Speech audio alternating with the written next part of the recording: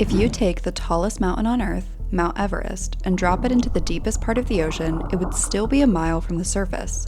But how deep is the ocean, and what is hanging out that deep below sea level? Today we will explore the 5 zones of the ocean and uncover how little we actually know about what's swimming beneath the surface. Here we are at the surface. Sunlight, warm water, the ocean we know and love. But the sun only reaches the first 200 meters. This thin, bright band is barely beneath the surface. It's also as deep as a human body can go on its own. In a single breath, freedivers have sunk just past 200 meters. With a scuba tank, one man pushed all the way to 332, the same as the height of the Eiffel Tower. And that's about the human body's limit. Go any deeper, and the pressure could kill us. No tank or training can get you past this line. From here down, we need to go in steel. Next is the twilight zone. The last bit of sunlight bleeds into this zone, and the water turns from blue to black.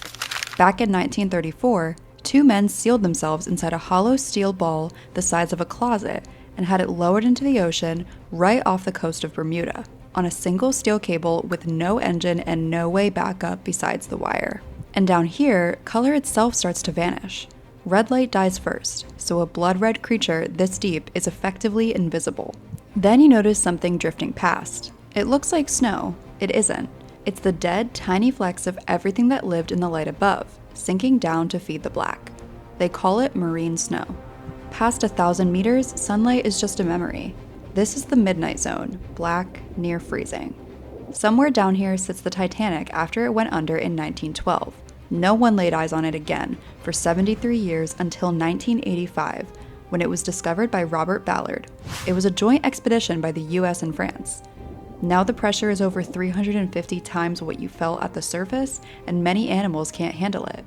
The Dumbo octopus that lives down here doesn't bother with an ink sac. In this black, you couldn't see the cloud. A bit deeper is the abyss. The pressure here is measured in thousands of tons, which is enough to crumple a steel submarine hull in a heartbeat. But things still live here. The sea pig's body has adapted to use the pressure. If you carried it up to the surface, it would come apart in your hands. The pressure isn't what kills it. The pressure is the only thing holding it together. Finally, we reach the absolute trenches, the Hadal Zone, named after Hades, the Greek god of the underworld. The deepest is the Challenger Deep, which is nearly 11,000 meters below sea level. We are now as deep as we fly in planes. The first 2 humans to go this deep were Pickard and Walsh in 1960. Their submarine took 4 hours and 47 minutes to sink this deep, and on the way down, a window cracked. Unfortunately, they were too far down to do anything about it, so they kept going, all the way to the bottom, nearly 11,000 meters down. For the next 52 years, nobody followed until James Cameron made the drop alone and resurfaced safely in 2012. Since then, 24 more brave divers have reached the bottom of the Challenger Deep. We have sharper maps of the surface of Mars than we do of our own seafloor. We've charted barely a quarter of it in any meaningful detail, and the Challenger Deep is just one trench. One scar on a floor that wraps the entire planet, and almost none of which has ever been touched by light. We're already leaving our mark on it. Trawlers scrape the deep ocean floor, and plastic has been found at the very bottom of the world. We've barely explored the deepest part of our own planet, and it may run deeper than we know.